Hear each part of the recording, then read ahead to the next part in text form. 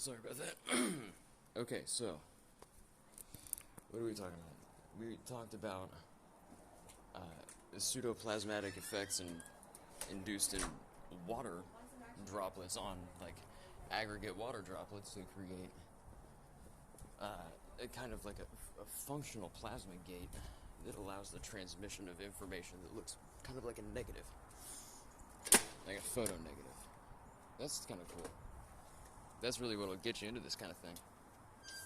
It's like watching the clouds, which is really a Dzogchen practice anyways.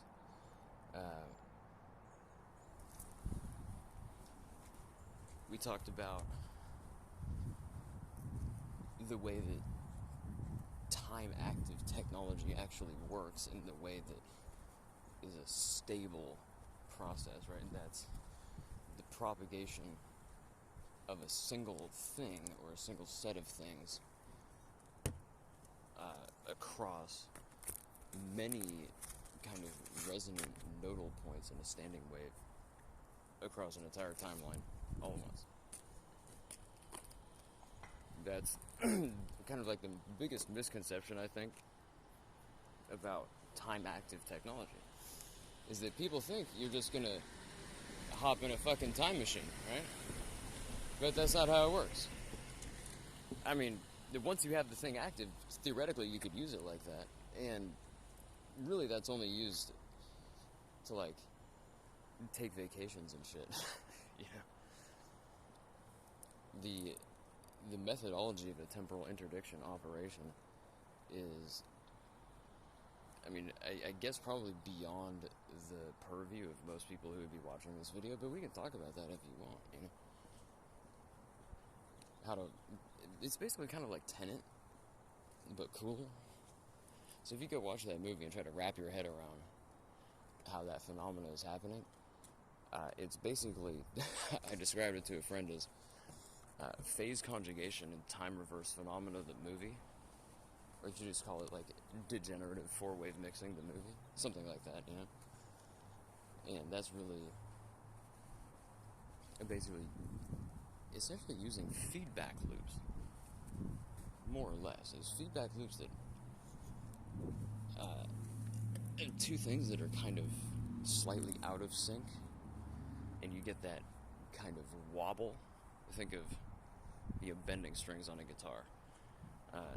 There's something about the wobble, if you're using the proper amount of distortion, the wobble will actually self-reinforce and eventually go asymptotic, and you get feedback, which usually hurts your ears like hell. But that same kind of idea can be used when you're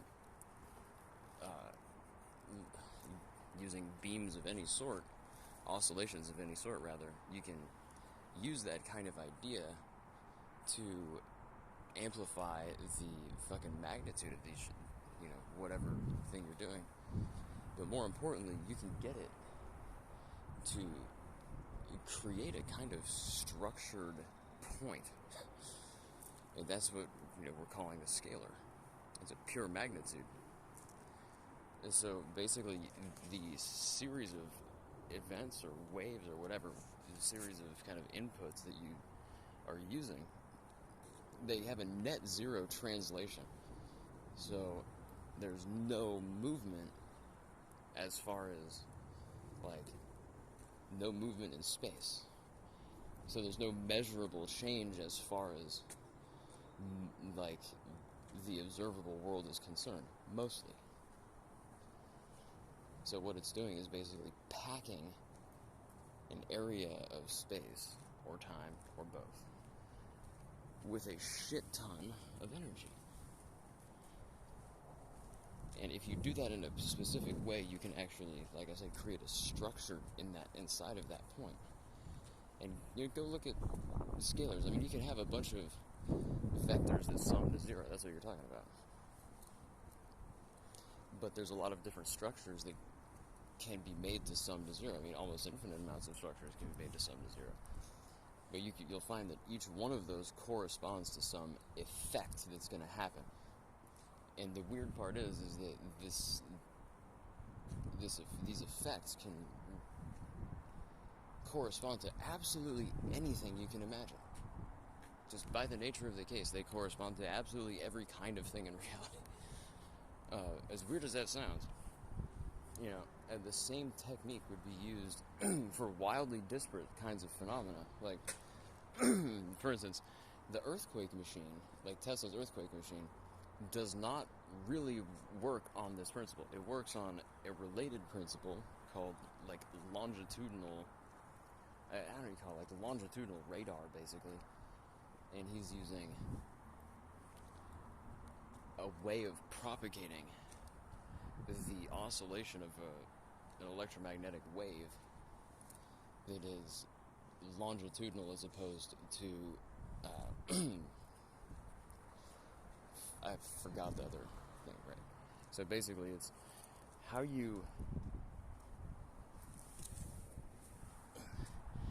he's doing a different thing. He's basically longitudinally pulsing things instead of doing like wave oscillations. Are you out of here? Are you out of here? Okay. Yeah, I'm just recording silly note-to-self videos about science and technology. Oh, well, thank you. I have not, no. It's a little bit worrying, but, honestly, she does that a lot. I'm worried now because of what happened. Yeah. Just let me know what happens. So, yeah, I mean, the operative technology that you want to get your hands on is fucking making infolded scalar potentials. This is like a Tom Bearden vibe. But it's going to be hard for you to get your hands on a technological device that will do that. One, because they barely exist. And two, the pitch of development that's available on planet Earth is fucking shit. I mean, as far as I know. Because the Earth at large was open to one of these, term it a temporal interdiction operation that was able to basically take control of all of the information management systems in this entire solar system in a very short amount of time.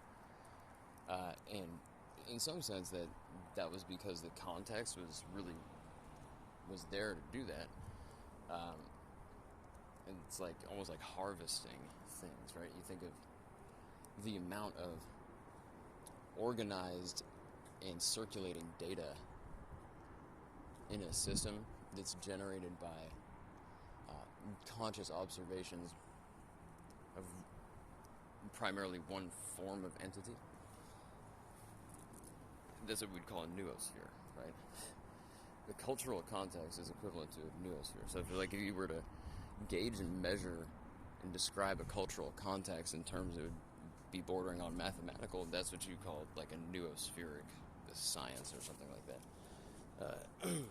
It sounds kind of woo-woo and hokey, but it's certainly real.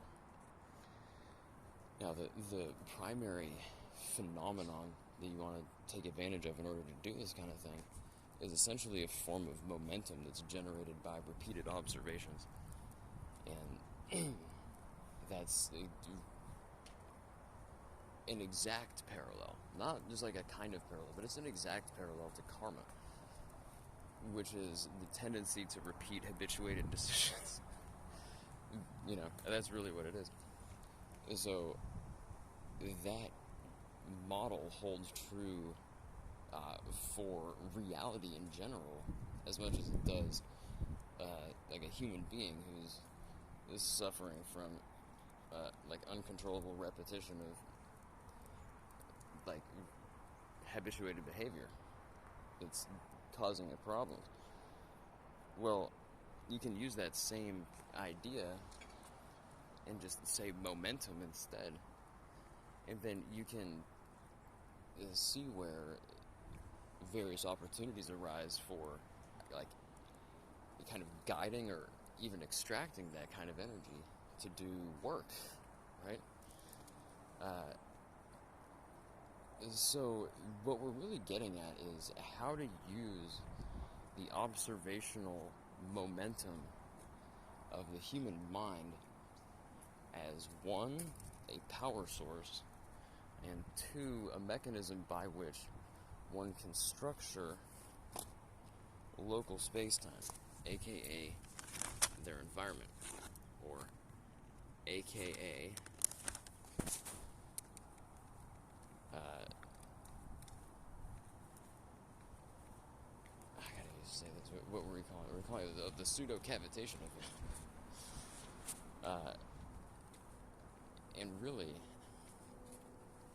that goes back to kind of adjusting the description of what reality or the cosmos is. And you really have to start from first principles on that thing. But I'll tell you that really the best answer you're going to get is that reality itself is largely, in essence, like a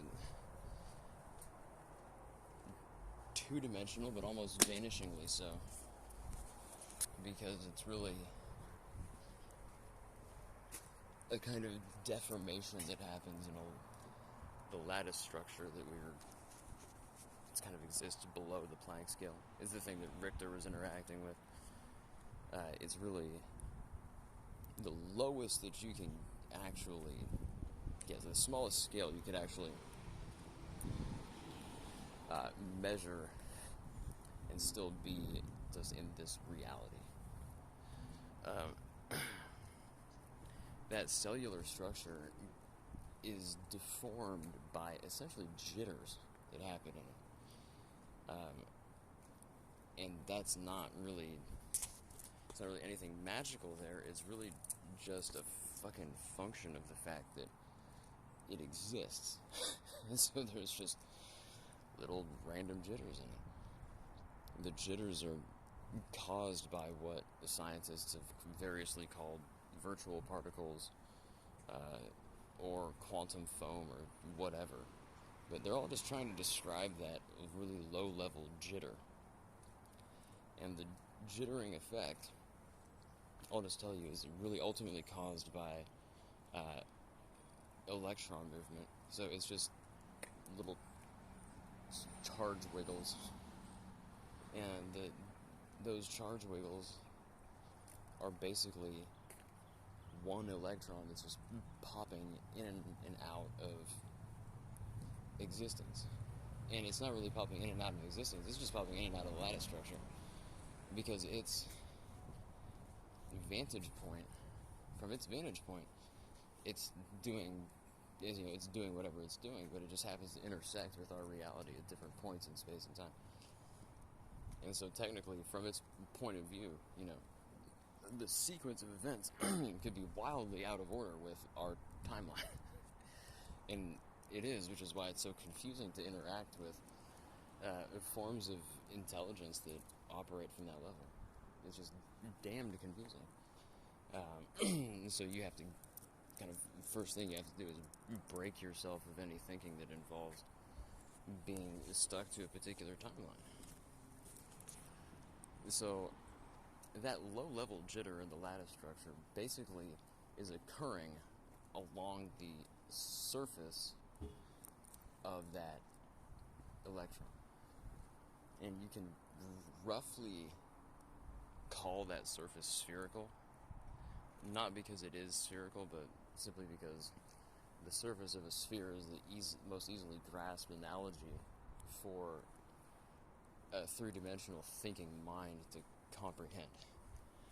Really, it's a six-dimensional pseudo-spherical fucking hyper-object.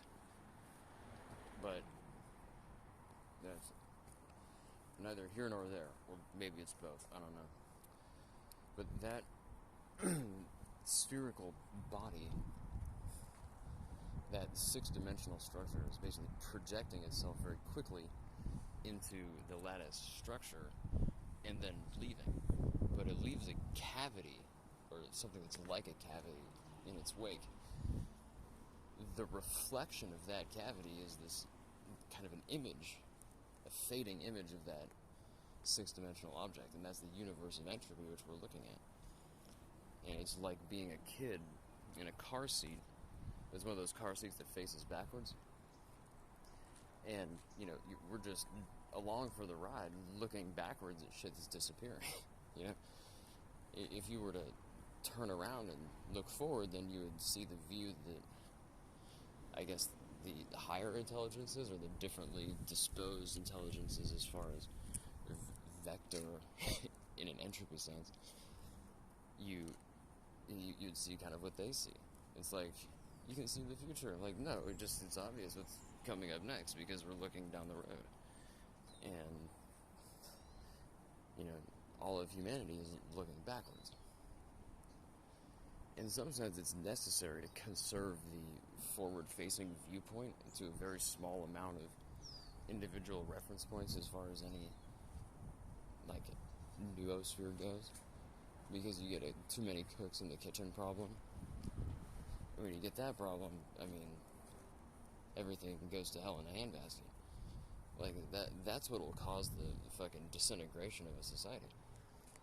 But at some points, you can't help but get into that situation. So, really, the thing that had to be solved, the real problem that certain parties were contracted essentially to solve, was how to take and create a stable environment as far as further propagation. So how to create a stable world from a situation where almost anybody is capable of seeing the network that corresponds to that singularity. We're in one of those kind of states right now, obviously. So, in order to see, like, how that was fixed, you have to see what the problem is first, like we just talked about. So, the problem is that if you pull that thing in too many different directions, none of them are going to work. And the kind of internal structure that keeps that pseudo cavity, that keeps it around, is just going to implode, right? It's going to cease to exist. The structure is basically a series of standing waves that propagate, like, one after the other, basically in a sequence. You can think about it like, it's just firing off little kind of bullets from one end of the thing to the other, that are acting like buttresses or supports to keep the thing inflated. And typically there's a life span to that. And the end of it is not really, at the end of it, like, in one sense, would appear to be heat death, or just kind of petering out into nothing. But that's actually the same thing as the big crunch happening. Because what you find is that there's a homogenization of the general environment, like in electromagnetic and also a density sense. Everything is completely homogenized except for a few standouts, and those are the really, really long-lived degenerate matter stars. So what you actually have is, at the end of a universal event, one of these cavitation events, you have a homogeneous density with a few outliers in it. And so at that point, it becomes like a scale irrelevant thing. It's basically the structure of a single atom. It is more or less like that. And so what you find is that the activity that's going to get you to kind of escape this problem is you have to project a stable axis of like awareness that goes from the beginning of that pseudo-cavitation, at the beginning, right, all the way to the state of the heat death, where you have that final arrangement of things, because that final arrangement only exists, just like this whole thing, for a flash. And so, in order to do any work with it, necessarily you have to do some time travel, because you can't go there, because once you're there, you can't do any work, it just immediately collapse. So you have to kind of project into it from a prior time in order to stay alive and do it. But what you're actually looking at is that's the process of doing this time lock. So the arrangement of these degenerate matter stars, we're talking like white and black dwarfs, mostly white dwarfs, because that, or, maybe perhaps an equal smattering of each, because you're looking at the white dwarf is essentially an information conservation mechanism. When I say that, it's like a white dwarf star is basically the size of planet Earth, but is just terrifically dense because it's made basically of stripped electrons or some other shit. So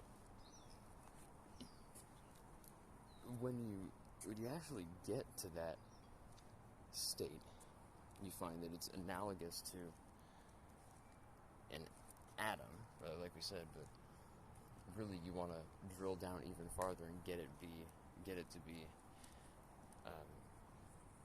exactly matching the signature of the original electron thing. And in some sense, it's naturally going to do that, but you want to be able to, like, as weird as it sounds, you want to be able to find that kind of frequency and then do some internal modulation with the scalar techniques that we were talking about, and basically project a scalar potential that will conserve the information of the universe or pseudo cavitation event that we're in, and push it even just a little bit farther than the end of that event would have been. And that's really all it takes.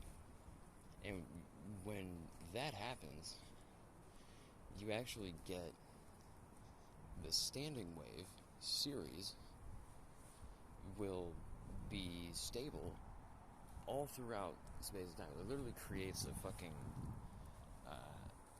like a framework throughout that literally throughout the observable universe. And the actual medium in which these in which these supports are found is probably less apparent to most people, because it's not something that exists in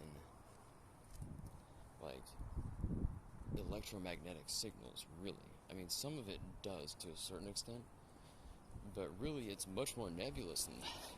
It depends entirely on the self-reflective action of a thinking mind to generate. As weird as it sounds, the closest thing that you can find, like one of the closest analogies you can find, is meaning. So that's why I keep talking about like semiotic programming or information vectoring, right? It's really like that. So the closest thing that the human mind has to that is synchronicity. It's like things that are connected in meaning, but completely disparate as far as media presentation or context. They're just wildly different in every respect, except for like some weird little thread of meaning that's only germane to like a certain reference point. And the more specific the reference point, the better, originally. And then you expand it to include more reference points. And that's the kind of next step in that. And so if this all sounds very strange, I mean, this is how alien technology works, guys. So when I say that people were contracted, I mean, you just have to go read any of the conspiracy literature where you have, governments meeting with supposed extraterrestrials and whatnot, right? That's what we're talking about. Like, the thing that was ultimately contracted was, I mean, the people who were telling, like, shadowy officials, either from governments or private contractors, the people who were telling them what to tell these supposed extraterrestrials, like, these people are fucking, they're very highly, like, religious figures, mostly. And they're the ones who still have some inkling of who these entities actually are. To wit, the old gods. And how they might be engaged to render some, I guess, service to the existing population of the universe. And how that interaction might favor heavily, perhaps even to the exclusion of all else, the planet Earth and its inhabitants, and specifically to favor a very small group of people in that population. And if you watch anything on my other channel, you find out that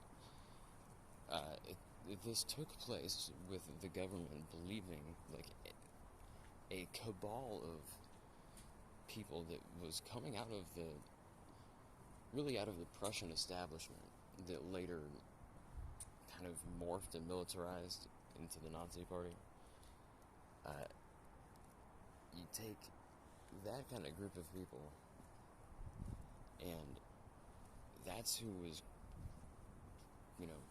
ringing up the bat phone, right? On the other end of the bat phone is the group of individuals that is somehow associated with the star system of Sirius. And the fact that they're the ones on the other end of the bat phone is due mostly to the fact that those folks have had the largest amount of interaction with the planet Earth. Those are the kind of, I guess, genetic and epigenetic stock that is involved with Mars in a larger sense. If you were to see the kind of the original thread of these people, they look like human beings that have been really primed for an aquatic environment. The easiest way to think about, like, the closest analogy, I'll say it again, is fucking Mr. Big Head from Rocko's Modern Life. That's literally what they look like. And, if you were to see one of them up close, it would freak you out for sure. You'd be like, what the fuck am I even looking at? Like, what is this fucking deep one, sulky-ass motherfucker doing on land? Now, there's kind of various versions of those people that are less weird-looking.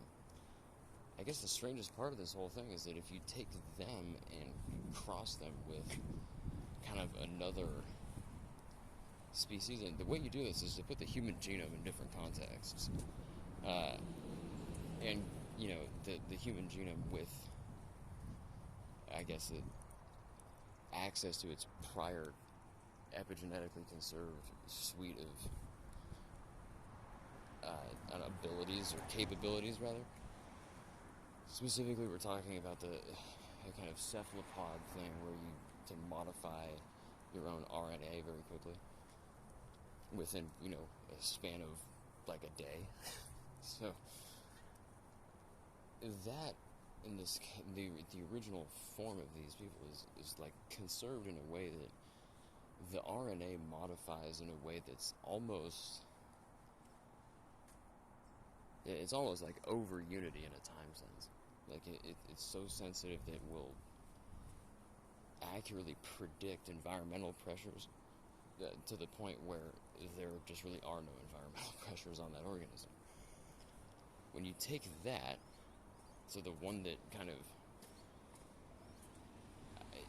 when you say they're from Sirius, they're using one of the stars in Sirius as that information storage medium for the sum total of their civilizations, not only knowledge, but when you're recording things at that pitch, like, it's not just data, it's like an accurate simulation of the entire universe from the perspective of those things. So the ones that were using the binary star system in series in order to accomplish this, that's what we're talking about. They like to fight. They really, really like to fight.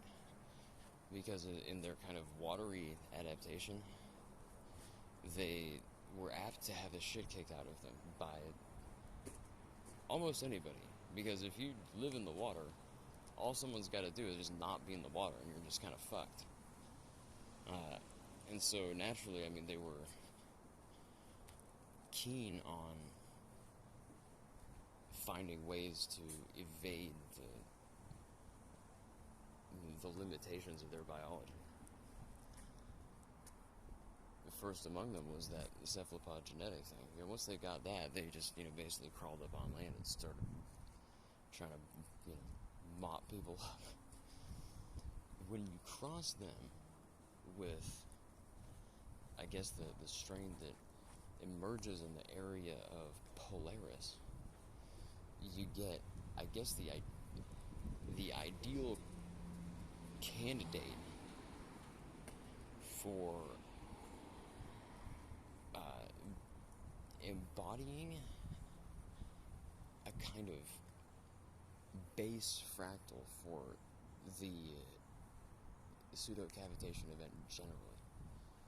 So that means that it's it's the closest to the God form that you're going to get. Now that thing, by the very nature of the case, does not have a high population. Because every one of their society is like a cook in the kitchen. So to come from an entire society of cooks, I mean, try having a kitchen, right? Nothing's ever going to get done because everyone's taking issue with how everyone else is doing things. And so that civilization necessarily is very small and is also very scattered. And the way that really works is very much like, a pride of lions or something. Like, one of them, like, by the time one of them is, like, functional, it's either left or been deposited somewhere, more like, and then it kind of reaches a form of maturity in which it has kind of stabilized its own space. And, once it has that, then it kind of can interact with the other members of its group without, either of them fucking up anything that anyone else has done.